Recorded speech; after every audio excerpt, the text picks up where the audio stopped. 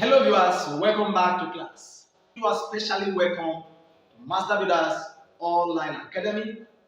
If you are new in this channel, do consider subscribing to our channel and ensure that you turn on the post notification bell for more exciting videos.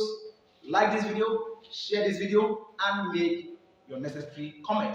Now listen, for your own advantage, do not skip any part of this video and ensure that anytime you are set to learn and to watch and to learn new concepts from this platform, do not entertain any form of distraction. And finally, if there be any part in this video you do not understand, please you have the singular opportunity to replay the video over and over again until you understand it. Very, very important. You can understand it. And also, if at the end of replaying the video over and over again, you still have questions to ask, guys, don't hesitate. Just go down to the comment section and document your questions there. We are very good in attending to questions, and we will give you answers that will give you all that you need. Now let's get to the business of the day. Now we have integration of functions. We are still dealing with integration of functions in calculus. So this is a continuation class. And now we have entered integration of types, where you still really need to pay maximum attention so you can be able to get all the principles that will make you become a principal and all the boundary conditions that will enable you not to overstep your boundaries. This integration of parts is in different segments. So we are going to be taking it one after the other, but we start from here. So for this very first type, what do I need to know? Now listen carefully. We have type 1, where f prime of x is equal to f of x dx is equal to now. When you are given an integral of this, the answer is this. What is the explanation to this model, to this equation, or this relationship between the left-hand side and the right-hand side, or between the numerator here and the denominator here? Now, when we started this journey in calculus, under differentiation, I made it clear that differentiation can either come as y prime, f of x prime, dy over dx. This is it. That means if I have something like this, this is the first derivative of y with respect to x, or this is the first derivative of any function that I am given. So if I have f prime of x here or f of x prime here, that means this is the differential result of the denominator. In a nutshell, this can be interpreted or explained as when you differentiate the function at the denominator, you will obtain the function at the numerator. This is a simple note. This type 1 is when you differentiate the denominator, it gives you exactly the function at the numerator, or maybe when you factorize the function at the numerator, or what you obtain when you differentiate, when you factorize any, you must have the function at the numerator. So the numerator is the result you obtain when you differentiate the denominator. So anytime you differentiate the denominator of any given function and the outcome turns out to become the numerator, that is what we type as type 1. So in this case now, anytime you differentiate the denominator and the answer gives you exactly the numerator, the answer to that integration is exactly the limit of the denominator or log base e of the denominator. If this is understood, now guys, let's get to work. Now let's start looking at the problems before us. Now the very question that we have on the board, we have problems. Find the following integral. Number 1, this is our solution. We have 1, we can say that y is equal to integral of 3x plus 2 over 3x squared plus 4x plus 9 all dx. Now, what do I do here? We have a question. I want to practicalize what we just explained here. The first thing I will always do here is to put down my denominator, which is 3x squared plus 4x plus 9. Don't entertain distraction. Just avoid every unnecessary distraction and ensure you give your full attention to what I'm about to do here. So first thing is to, now the numerator is a function of x. The denominator is also a function of x. But when I differentiate the denominator, I am expected to have the function at the numerator.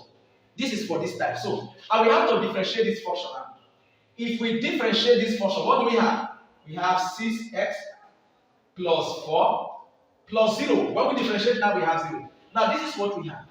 And now this is a linear function. And the numerator, we equally have a linear function. But what we have here now is not exactly the same as the one we have here. Are we there? But we know that this is a linear function and this equally is a linear function. Now that both are linear functions, that means there is something I can do to make these functions the same. All I need to do is to check this one. The value here is 2 times that of this. The value here is 2 times that of this. That means I can factorize this expression. When I check 6x and 4, what is common is 2. Then I put that 2. Open a bracket. 6x divided by 2, we have 3x. Put down a positive sign. Then 4 divided by 2, we have 2. Now that we factorize the differential result of the denominator, we find that we were able to extract the function at the numerator from here. So what we have here now is exactly the same thing as we have at the numerator. Now, in this case, my answer just becomes y is equal to 1 all over the coefficient you have here. What's the coefficient? The coefficient of this is 1. The coefficient of this is 2. So pick the coefficient of this guy and equally pick the coefficient of this other guy. So I have 1 over 2. The coefficient of the numerator comes first, followed by the coefficient of the derivative of the numerator, of the denominator, then log base e of the denominator, 3x plus 4x plus 9 plus c. This is the answer to this question. Now we have question number 2. We have y is equal to integral of x plus 1 over x squared plus 2x minus 8 dx. Now, at this point, all I simply need to do is to identify the function of x at the denominator. Because at the numerator, I have a function of x. Equally at the denominator, I have a function of x. Now that I have a function of x at both the numerator and the denominator, the first thing I need to do is to differentiate the denominator. Now, this is the denominator, which is x squared plus 2x plus 8. When I differentiate x squared, I have 2x. When I differentiate 2x, I have 2. And when I differentiate 8, I have 0. Now, what I have now is a linear function. And what I have at the numerator of the given question is equally a linear function. Now that both functions are the same, now the next is to see how I can extract x plus 1 from here. Of course, this is 2x plus 2. 2 is common. So if I factorize this will be common, open bracket. 2x divided by 2, we have x. 2 divided by 2, we have 1. Now we have extracted the numerator from the derivative of the denominator, which we have this. Now this guy and this guy, they are now the same. Now in this case, if I liken this to be this, the coefficient of this guy is 1. So I will have my solution as pick the coefficient of this which is 1, and the coefficient of this, which is what? 2, then the log of the denominator. 2x minus 8 plus c.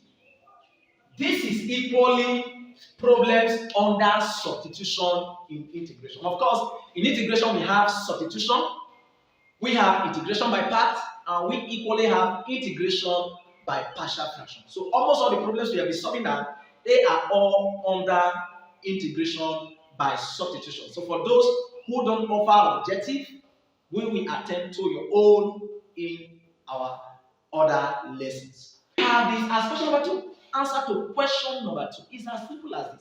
And that's the reason why I say when you understand principles, you become a principal. And when you understand boundary conditions, you will not overstep your boundaries. Very, very important.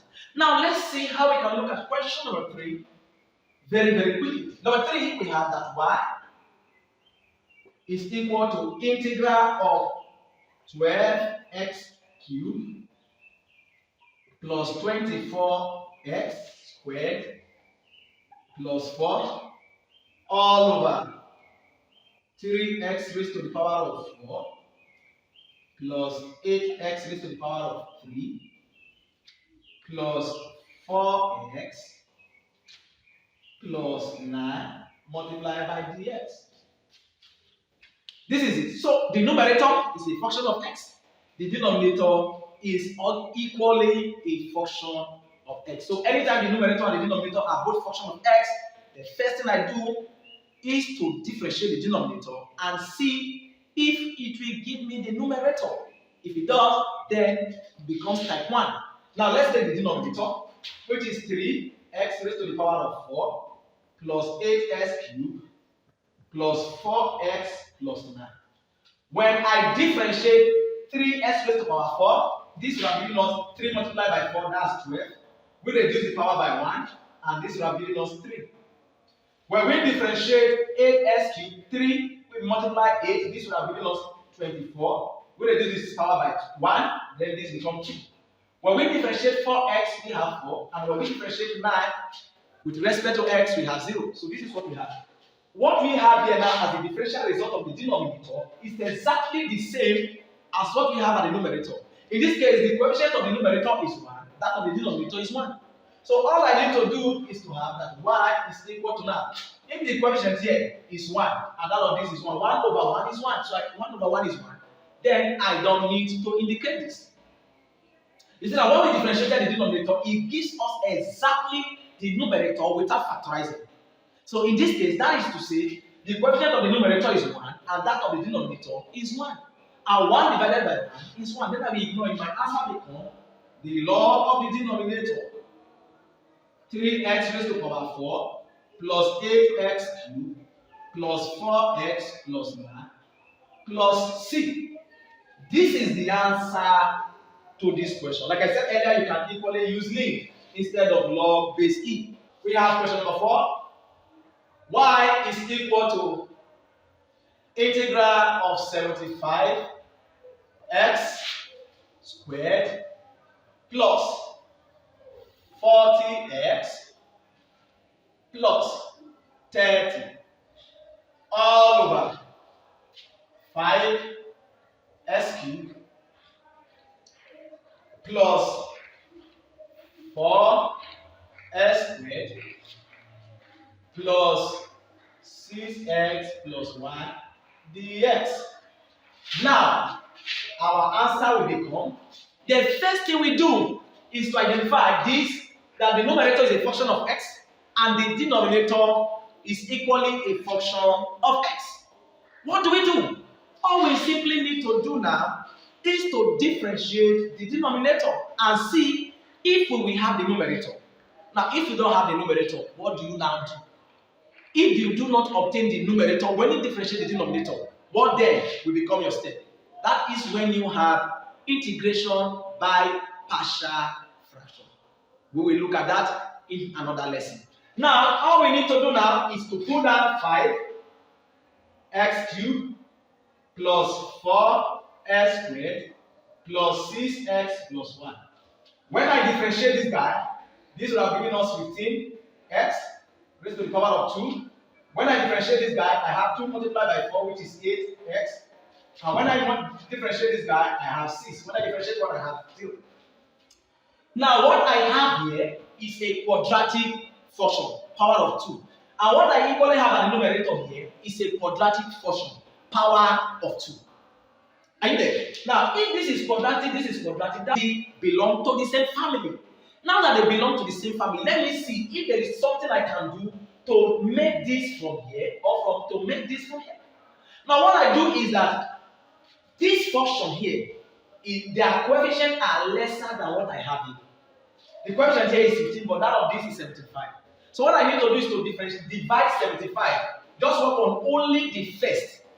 I will just take 75 divided by what? 15. Now 75 divided by 15 is 5. Now let's work on the middle, that of x. This is 40 divided by the middle here is 8. This will equally give us 5. Now let's work on the last. 30 divided by what? The last one here, which is a constant, is 6. And this is equally 5.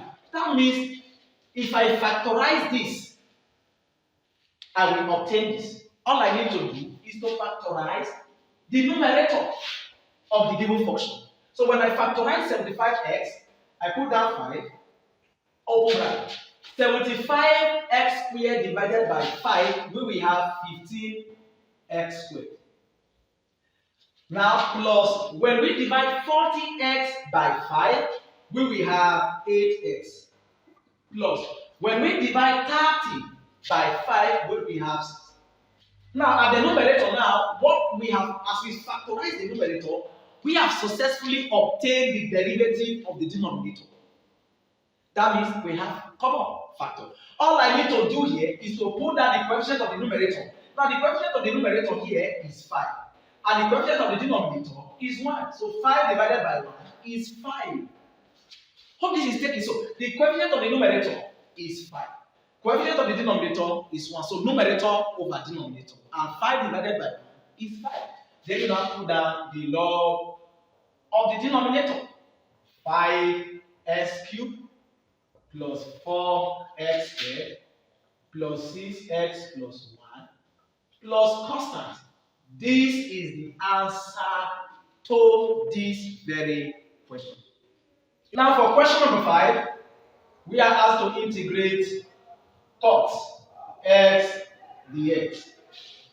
And now for cot x dx, we understand that we cannot integrate cot x.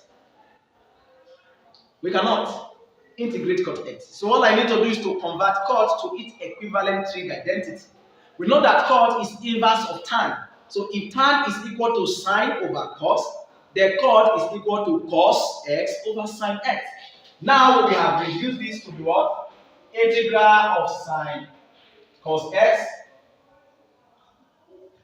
over sine x. Now looking at this function, the numerator is a function of x, the denominator is a function of x. And it happens that this is not a polynomial function like question 1 to 4, but this is a trig function. It doesn't matter. Once the numerator is a function of x and the denominator is a function of x, you can always try it out with substitution method by simply differentiating the denominator and see if it will give you the numerator. Of course, the denominator here is sine x. Where is it? Sine x. And when I differentiate sine x, I have cos x. The coefficient of cos x here is 1, the coefficient of cos x here is 1. So 1 divided by 1 is 1. Therefore, the answer to this becomes the log exponential e log of the denominator plus c, or ln sine x plus c. This is the answer to this very question. It's a simple last. This is the answer. Very, very simple. So all you always need to do anytime you have a function of x at the numerator and at the denominator is to differentiate the denominator and see if you will have the numerator as the derivative of the denominator. If this is achieved, then guys, you should be happy. You see, it is very, very easy. So guys, don't forget, when you understand principles, you become a principal. And equally, when you understand boundary conditions, you will not overstep your boundaries. If at this point you have not subscribed to this YouTube channel, guys, subscription is free, absolutely free. Just subscribe to this YouTube channel and ensure that you turn on the post notification bell for more exciting videos.